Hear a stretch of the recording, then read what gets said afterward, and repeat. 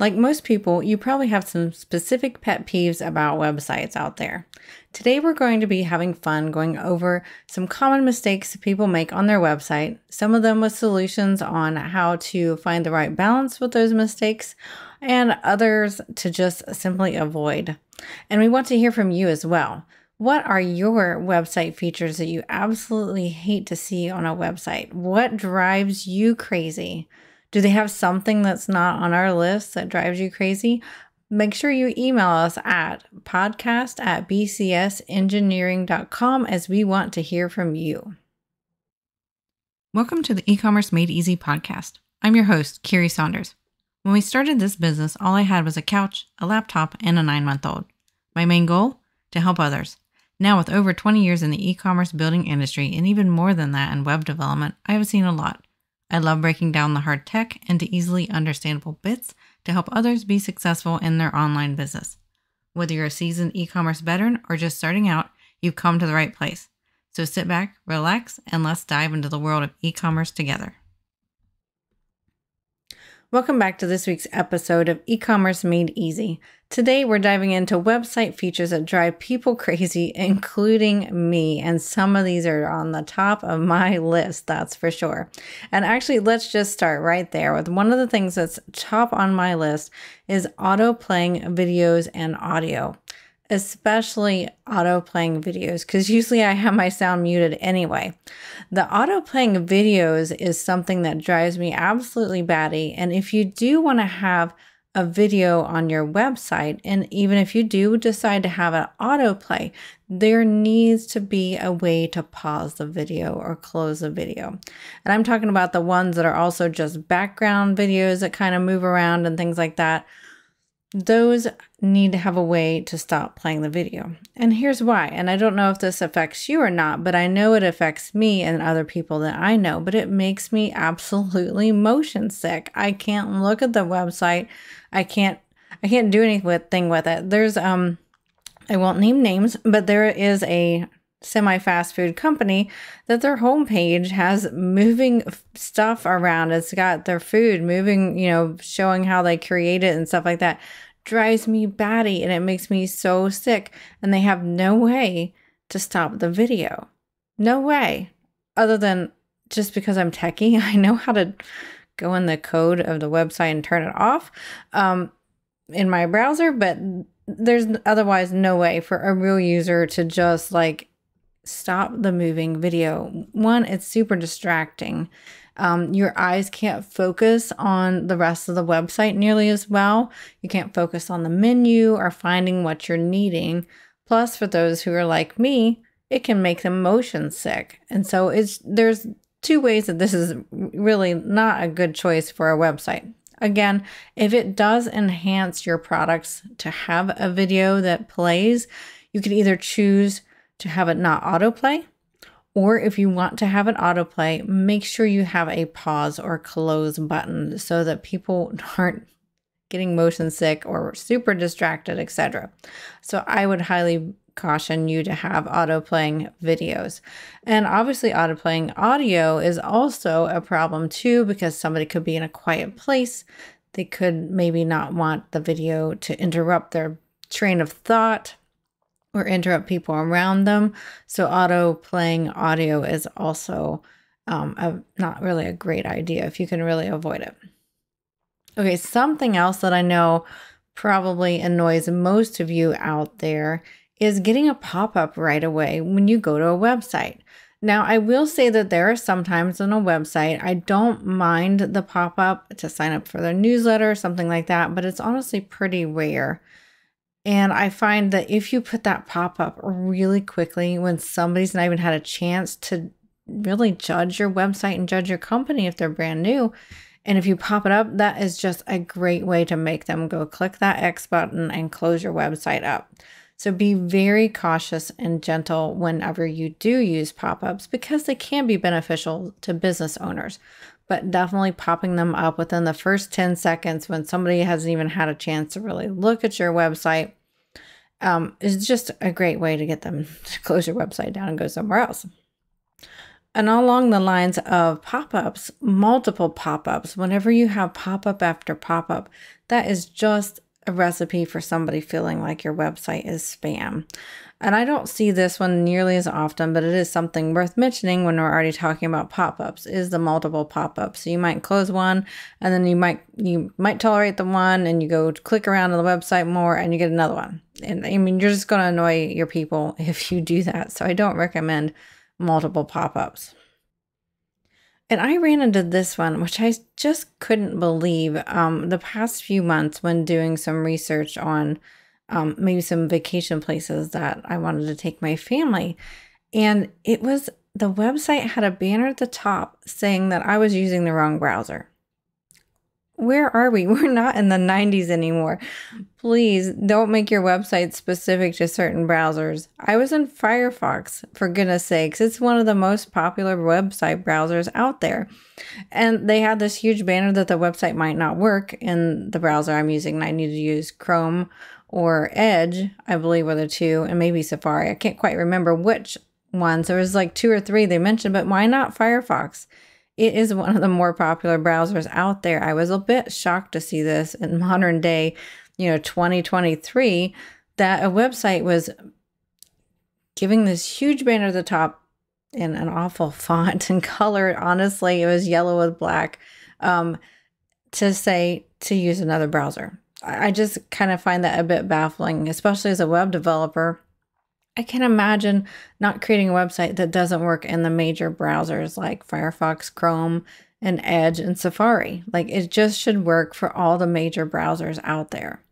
So make sure that you don't have something like that going on your website. I don't think most of you do, but I was just really humored by the fact that this is still existing in 2023. I'm just really surprised about it. So next we're going to talk about something that's actually required for most websites out there, and definitely for anybody that works with customers in the EU.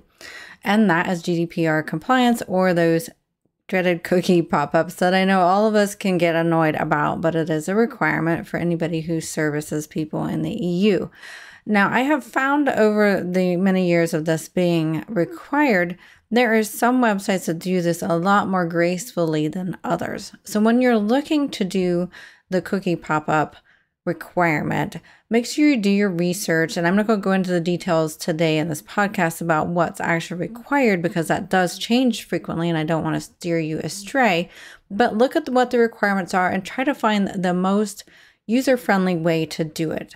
Some of the ones that I like generally don't use a whole lot of real estate on the website. They are typically at the bottom and kind of like out of my way when I'm first looking at the website. So really look into the options that you have for the cookie pop-ups, because unfortunately they are required in certain circumstances, but you can look at doing it in a way that's less disruptive to your potential customers. All right, so next I want to talk about CAPTCHAs and reCAPTCHAs. This is something that absolutely drives me bonkers sometimes, because being a tech person, I am so fast with the computer that Google almost always thinks I'm a robot. Like, it legit thinks I'm a robot almost every time I try to submit a form. I think I just type too fast and I'm just too efficient, and it thinks I'm a robot.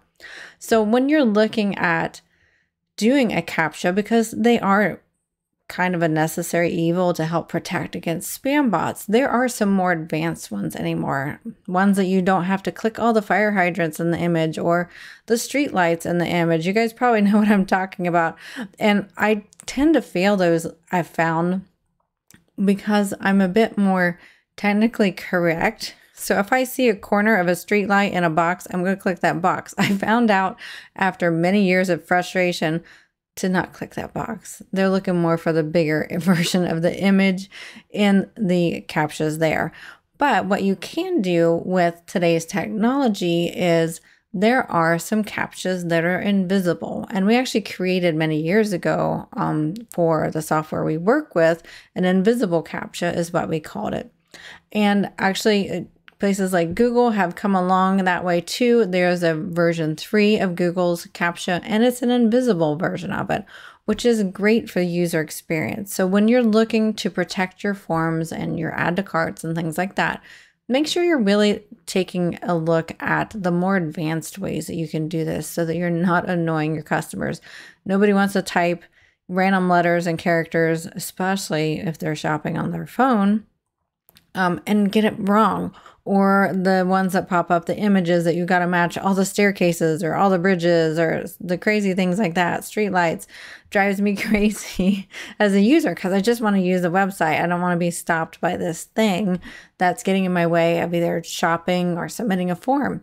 So when you're looking at CAPTCHAs, look for those that, like I said, are in an invisible CAPTCHA if possible. And if you can't get that in your platform, try to find something that's as user-friendly as you can, because they are a necessary evil to have as business owners. So the next thing I'm going to talk about is content that shifts as it loads. I am sure you have been frustrated with this before, where you go to a website and you get ready to click on a link or a button, and then boom, the rest of the website loads and things shift around and you click on the wrong link. This is something that actually Google in particular, and I'm sure the other search engines have been punishing for the past few years. And we talk about this a lot in our blog post at bcsengineering.com, and we'll link to those in our show notes. But one of the things you want to make sure is that your website doesn't shift as it loads. And the best way to prevent that is to have dimensions on all your images. Typically, it's like a big banner image that there's no dimensions on. And then once the browser fully downloads that image and it figures out how big it's supposed to be, then things will shift around. But if you tell it ahead of time how big it's supposed to be, then things won't shift around. So that's something you can look for. And I'll link in the show notes to a great tester tool for this. And along these same lines is a really slow website. And this tester tool will actually help you with that as well. We want to make sure we are not frustrating with our customers with really slow websites. Now, I find it's not quite as much of a problem anymore because Google and other search engines really do look for the speed anymore to increase your rankings. So if you're nice and quick and fast, you're going to get a boost in your rankings. And if you're really slow, you're going to get lower in your rankings. So a lot of people are striving to be conscious about the speed of their website too. So just make sure that you regularly check that. And that's in a previous episode where I talk about the things that we need to be doing to our website regularly. And one of them is double checking your website speed, because it can take just as simple as too large of an image that you've uploaded for a new banner for a new season that might make your website slow down way too much. Another thing that I find on websites and that I get reports of too are live chats that auto pop up in your face. I don't know anything more annoying than one of those live chats that pops up, gets into my way. I can't click on what I want to click on without minimizing it and hopefully not accidentally starting the actual chat. And I find that the live chats are great on websites, but there's no need to actually have it auto pop up. People will notice it in the corner of your website, and it's typically down in the bottom right corner. And whenever you do have them auto pop up, it kind of feels like a bad salesman where they're just super pushy and want to talk to you and super overeager. It's kind of off-putting. So I highly recommend, if you have a live chat feature, that you have it a nice, quiet, silent little icon on the right. I've even seen some that don't auto pop up, but they like slide across the bottom of the homepage trying to get your attention. And I find that's overkill and a bit too much. So let us know what you think of that as well. All right.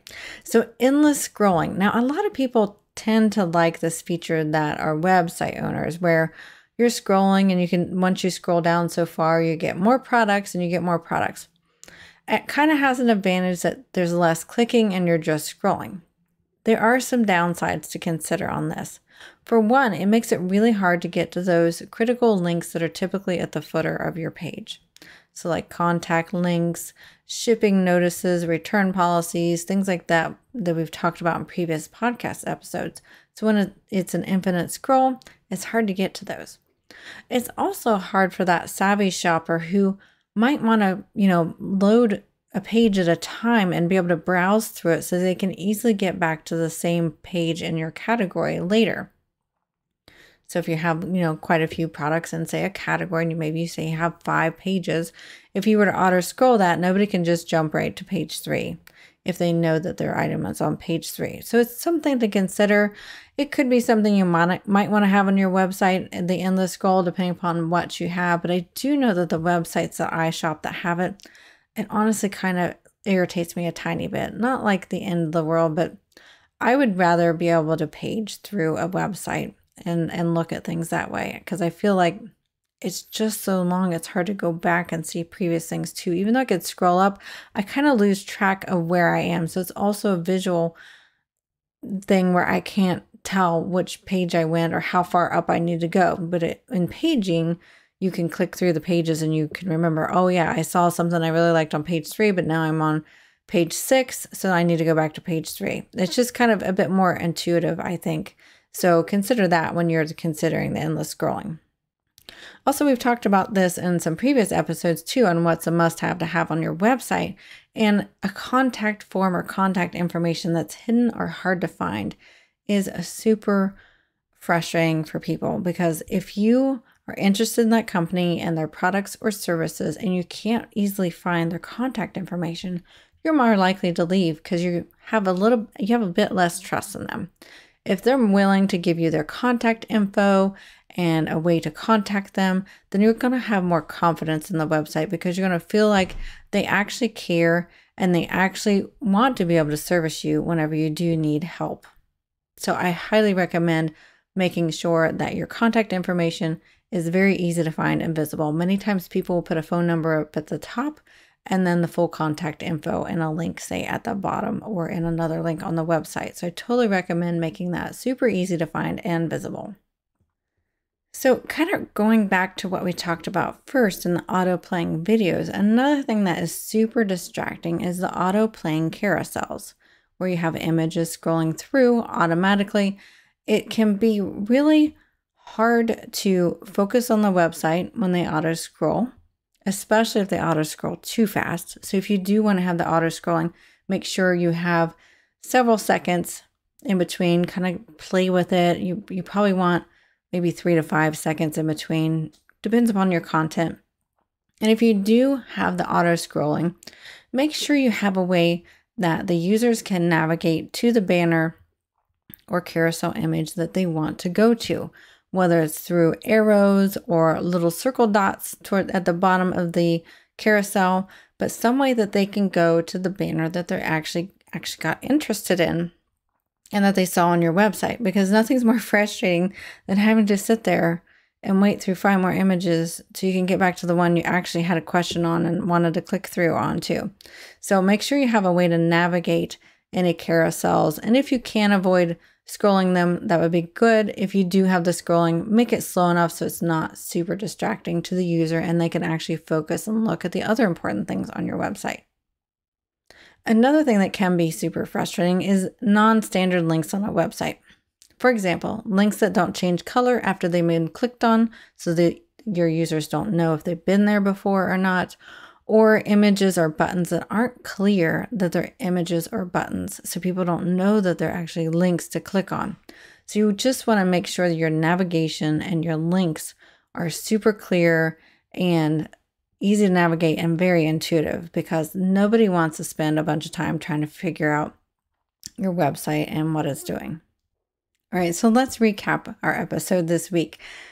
So some of the top things that are super annoying and that you might need to avoid or figure out a graceful way to do them are the following: auto-playing videos and auto-playing audio on a website, especially the video part. Make sure that you provide a way to be able to stop or pause the video so that you can be courteous to everybody that's watching it that might get motion sick or super distracted by moving items. Also, pop-ups too soon. You really want to gain the trust of the user before you present them a pop-up. So those pop-ups that happen way too fast, it's just going to lose the trust of the user. So highly avoid those. Also, multiple pop-ups. Make sure you are not over popping up on the website. It's just really irritating and hard to really see what content you have. It's almost like you're trying to hide something and just get people in on your email list or things like that. Also, not very common that we see it, but I still do see websites that require specific browsers to see them, which I think is absolutely absurd for 2023. It's just not something that we should be having out there. It should go across the main browsers out there. Also, the cookie pop-ups that are required if you have users in the EU. You can find graceful ways to do this. So when you do have to do the cookie pop-ups, which is totally understandable if you do, just try to find a very graceful way so it's unobstructive, unintrusive, but still following the current rules of GDPR. All right, and then CAPTCHAs. Now, while we all need CAPTCHAs for our website, usually to prevent those awful bots from doing crazy things, and really just the normal bots too, from filling up your abandoned carts or filling out registration forms when you don't want them to, make sure you find CAPTCHAs that are very user-friendly, and I highly recommend the invisible type of CAPTCHAs if possible. Also, make sure your website is not slow or it doesn't have content that shifts. Both of these factors will decrease your search engine optimization ranking as well as frustrate your users. So make sure that you don't have content that shifts as it loads. So make sure all your images have dimensions defined on them, and then make sure everything's optimized to the web so it doesn't make your website really slow. Also, speaking of going back to pop-ups, the chat auto pop-up I find completely spammy / salesy and way too over the top. People will find your chat, especially if you have a nice icon that's easily to recognize if they need you. And I find it's really pushy seeming whenever somebody has the live chat pop up that just auto comes open for you rather than waiting for you to be ready to chat with somebody. Also, I caution you with the endless scrolling. While it can be a great feature for some websites, it also has the downsides of not letting the user browse per page and really kind of have a good feel for where they are. It also makes it harder to find those footer links that most people expect at the bottom of your page for like contacting us for return policies and shipping policies and more about the company, etc. So making sure if you do the endless scrolling that there's an easy way to still see those footer links at the bottom that are very important. Also, speaking of which, the hard to find contact information or having it missing. So we want to make sure that our contact information is really easy to find and thorough so that we build the confidence in our customers like we've talked about in previous podcast episodes actually too. And then the auto scrolling carousels, it kind of goes along the lines with the auto playing videos, but it's very distracting for the user's eye. They get drawn to just the auto scrolling carousel, which may or may not be something you want. You also want people to be able to focus on the rest of your website and the other parts that are very important too. So if you do have the auto scrolling, I caution you to play around with the speed of it. And then also make sure there's some way to navigate through the banners or the images that are scrolling so that people can go back to the one that did catch their eye that they want to learn more about. And then lastly, non-standard link behavior. It's not something we see quite as often as we used to, but sometimes people try to get really fancy and don't do the simple links colors change after you viewed it, or fancy images or buttons that don't really look like they're images or button links. So make sure that you're not being too fancy and you're being very clear and concise with your website links. Thank you for joining us this week on our podcast. I hope you enjoyed this week's episode of eCommerce Made Easy. Be sure to subscribe to this podcast wherever you're listening on your favorite app so that you don't miss out on any new episodes that we release.